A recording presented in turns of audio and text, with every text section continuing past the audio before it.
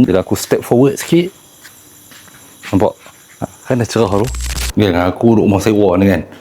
Rumah aku memang gelap suasana dia. Tengok. Memang gelap ni harap lampu dalam rumah. Tapi aku ada pasang ni. Nampak? Dia auto. Stand. Bukan aku beli banyak naknya. Baru satu ni. Tak aku tunjuk. Nak jimat punya pasal pakailah solar. Nampak?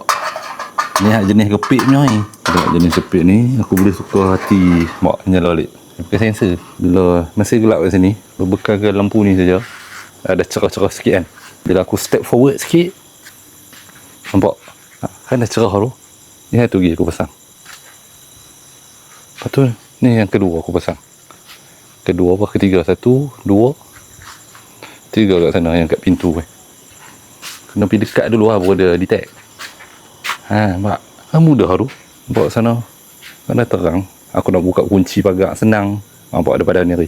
Terang kan? Nampak? Putih muka aku. Ini LED.